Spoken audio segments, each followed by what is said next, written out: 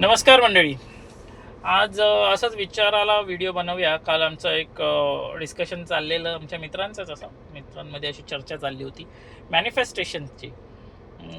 तर त्याबद्दलच मला असं वाटलं की आपण आज व्हिडिओ बनवून थोडंसं बोलूया की काय मॅनिफेस्टेशन वगैरेचे व्हिडिओ आता सध्या भरपूर येत आहेत यूट्यूबवरती वगैरे, की त्यामध्ये सांगितलं जातं की तुम्ही हे मॅनिफेस्ट करा. म्हणजे थोडक्यात या गोष्टीचा विचार करा की तुम्ही श्रीमंत आहात किंवा श्रीमंत बनला आहात. तुम्हाला श्रीमंत बनायचं असेल तर असं तुम्हाला भरपूर पैसा पाहिजे असेल, प्रसिद्ध व्हायचं असेल, तर तुम्ही ते तसं राहा, तुम्ही तसं फील करा. आणि तसं काही नाही आहे, हे फालतू आहे. या गोष्टीकडे लक्ष देऊ नका. माझा व्हिडिओ बनवण्याचा हेतू एवढाच आहे की या गोष्टींकडे नका लक्ष देऊ आणि यांचे व्हिडिओ वगैरे बघू नका. काही होत नाही तसं, मॅनिफेस्टेशन वगैरे काही नसतं. असा भाग काही नाही आहे. खूप गोष्टी आता आजकाल यूट्यूबवरून आपल्याला दाखवल्या जातात आणि आपलं अरे काय नाही, आपल्या अगोदरचं लाईफ कसं होतं बघा. यूट्यूबच्या अगोदरचं सिम्पल लाईफ होतं. काय होतं का त्याच्यामध्ये हे असं? तुम्ही मला सांगा, यूट्यूब येण्या अगोदर आपल्या मिडल क्लास फॅमिलीमध्ये डिप्रेशन ही गोष्ट माहीत होती का? नाही माहीत होती यार. माणसं होते काय, मला समजत नाही. तुम्ही विचार करा, तुमच्या कधी कानावर आलेलं त्यावेळेला डिप्रेशनमध्ये गेलाय तो? हे हल्ली हल्ली नवीन नवीन फॅड यार, हा डिप्रेशनमध्ये गेलाय असं तसं. असो, तो वेगळा भाग आहे. पण हे जे मॅनिफेस्टेशन आहे ते पण तसंच. मॅनिफेस्ट करा आणि माणसांना मग तुम्ही मॅनिफेस्ट करा असं एका व्हिडिओमध्ये सांगितलं, तुम्ही एका पेपरवर लिहून ठेवा असं तसं. तुम्हाला जे काय हवं असेल, तुम्हाला गाडी हवी असेल त्या गाडीचं नाव लिहा, ही गाडी मी घेतली आहे असं लिहा, असं तसं. हे काही नाही आहे. हे असं केल्याने तुम्हाला ती गाडी मिळणार किंवा तुम्हाला जे तुम्हाला हवं आहे ते तुम्हाला मिळणार असं ते सांगितलं जातं. हे काही नाही आहे. तुम्ही मेहनत करा एखाद्या फील्डमध्ये, ज्या फील्डमध्ये तुम्ही आहात त्या फील्डमध्ये तुम्ही, मला असं वाटतं की तुम्ही त्या फील्डमध्ये स्वतःला इम्प्रूव्ह करायला बघा.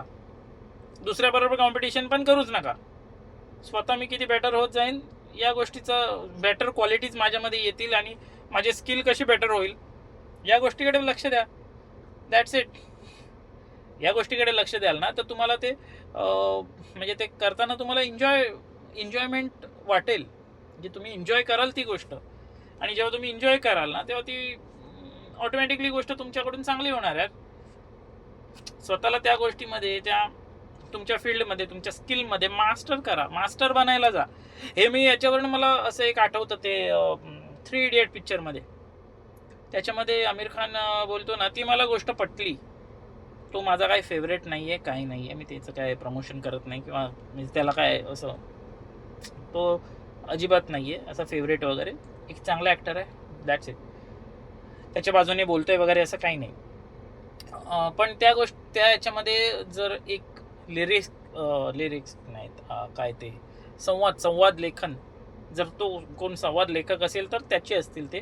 त्याने त्या लाईन आहेत त्याच्यामध्ये बघा की कामयाबी के पीछे मत भागो, काबिल बनो.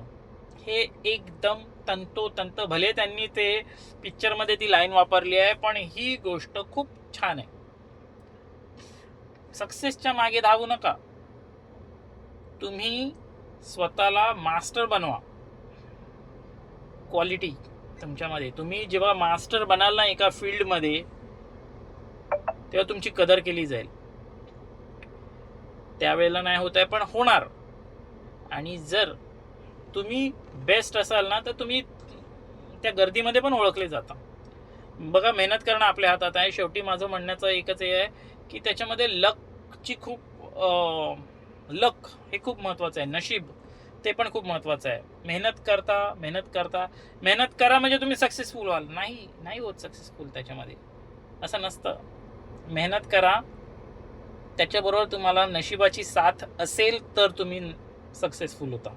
मला म्हणजे मी हे एक्सपिरियन्स केलं आहे ते मी तुम्हाला सांगते. मला असं म्हणजे हे माझं मत आहे की जेव्हा तुम्हाला त्या, आणि माणसं म्हणतात की नशिबाच्या वार्ता बुजदिल करतात असं तसं, हे काही नाही आहे यार.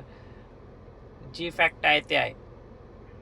तर मी तुम्हाला सांगतो, एवढी मेहनत करणारा अमोल मुजुमदार सचिनच्या काळात होता.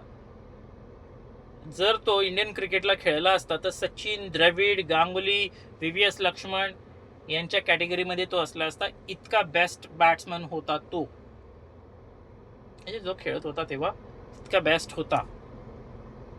पण काय झालं, त्याला इंडियाला खेळायला चान्स मिळाला, इतका मोठा बनायला त्याला चान्स मिळाला नाही मिळाला. इंडियासाठी नाही खेळला तो. हे दुर्दैव आहे आपल्या इंडियाचं की इतका चांगला खेळाडू खेळू शकला नाही, रिप्रेझेंट करू शकला नाही. हा भाग वेगळा आहे म्हणा, पण हे मी उदाहरण फक्त देतोय. असे किती उदाहरणं आहेत.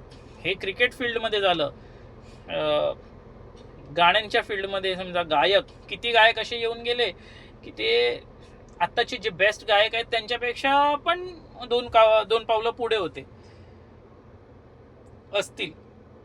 आता मला इथे नाव नाही सुचत, नाही तर म्हणतील काय त्याचं उदाहरण नाही दिलं. तुम्ही बघा, तुम्ही जरा बघून कळवा मला. आहेत सगळ्या फील्डमध्ये, ॲक्टिंगच्या फील्डमध्ये किती चांगले ॲक्टर आहेत. शाहरुख खान, तो शाहरुख खान द बादशाह आणि हे आणि ते जो बनलाय त्याच्यापेक्षा चांगली ॲक्टिंग करणारा, चांगला दिसणारा. मी इथे शाहरुख खानला खाली खेचत नाही आहे, मी तुम्हाला एक उदाहरण देतोय, ते समजण्याचा प्रयत्न करा. शाहरुख खानच्या नशिबात लिहिलं होतं की तो द ग्रेटेस्ट किंवा द सुपरस्टार म्हणतात तसा बनला. याचा अर्थ असा नाही आहे की त्या पिरियडमध्ये दुसरे जे ॲक्टर होते ते त्याच्यापेक्षा कमी होते. नाही, त्याच्यापेक्षा वरचढ ॲक्टर होते. He is an actor. Okay, he is an actor. आणि ॲक्टिंग फील्डमध्ये त्याच्यापेक्षा खूप छान ॲक्टिंग करणारी माणसं होती. ओके, पण त्यांच्या नशिबात शाहरुख खानच्या लेवलचं बनणं नव्हतं. हे त्याच्याच नशिबात होतं, तर तो बनला. ओके, सिंगर्स असतील, किशोर कुमार, लता मंगेशकर यांच्यापेक्षा पण चांगल्या क्वालिटीचे चांगली क्वालिटी असणारे सिंगर त्यावेळेत असतीलच, पण त्यांना चान्स नाही मिळाला है ना. तर असं आहे. आता कदाचित आपल्याला दोन लता मंगेशकर असू शकले असत्या. लता मंगेशकर एकच आहे, भारतरत्न आहे. पण त्यांच्यासारखीच, त्यांच्याच तोडीस तोड अशी आपल्याला सिंगर भेटू शकली असती. हा वेगळ्या वादाच्या मुद्द्यात नाही मी सांगत आहे, पण मी सांगतो की नशीब असतं. लता मंगेशकरांच्या नशिबात ते होतं की तितकं त्यांना मिळणार, ते मिळालं. हेच जे वाक्य जे आता मी बोललो ना, नशीब, हे रोहित शर्मा जो आताचा टॉपचा बॅट्समॅन आहे आपला इंडियाचा, माझा फेवरेट आहे, त्यांनी देखील हे त्याच्या एका इंटरव्ह्यूमध्ये बोललाय. तुम्ही जाऊन बघा की काही नाही, माझ्या नशिबात एवढं होतं, ते तेवढंच मिळालं मला. हे ॲब्सोल्युटली करेक्ट सेंटेन्स आहे की माझ्या नशिबात हे एवढं होतं, ते मला मिळालं.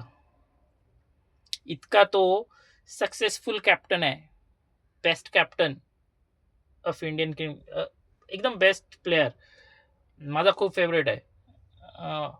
तो हे म्हणतोय, काहीतरी आहे ना. तो बोलू शकला असता, अरे मी मेहनत केली आहे, मी असं करायचो, तसं करायचो, हे आणि ते. तर त्याने काय सांगितलं, मेहनत आहेच, पण इथपर्यंत पोहोचवणारं त्याचं नशीब आहे. तर तुम्ही आपल्या नशिबात काय आहे काय आपल्याला काहीच नाही माहिती आहे. तर तुम्ही तुमचं काम करत राहा. माझं ह्या व्हिडिओ बनवण्याचा हेच हेतू आहे की काम करत राहा. मॅनिफेस्टेशन वगैरे हे व्हिडिओ बघू नका, यांचे हे करू पण नका, आणि व्हिडिओ पण नका बघू. अरे आमच्यासारखे छोटेसे जे यूट्यूबवर आहेत, यूट्यूबवरती व्हिडिओ टाकतायत, यूट्यूबर वगैरे नाही म्हणायचं, यूट्यूबवरती जे छोटे छोटे असे व्हिडिओ टाकतायत, त्यांचे व्हिडिओ बघा ना यार. त्यांना जरा मेहनत करतायत त्यांना, तर म्हणजे त्यांचे व्हिडिओ बघा आणि त्यांना थोडासा सपोर्ट करा. यांना कसले सपोर्ट करताय आणि काय सांगतायत ते की मॅनिफेस्ट करा आणि असं आणि तसं नाहीये.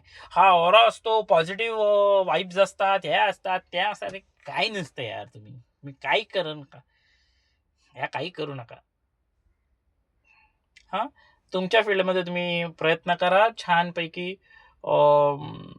मास्टर बना तुमच्या फील्डमध्ये, तुमच्या स्किलमध्ये.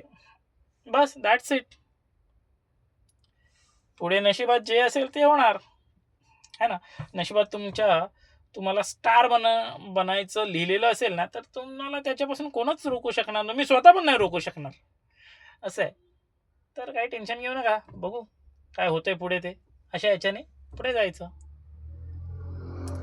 फक्त व्हिडिओ बनवण्याचा हा हेतू होता की या गोष्टी फॉलो नका करू, या गोष्टी बघू नका आणि या गोष्टी जास्त मनावर घेऊ नका. That's it. थँक्यू.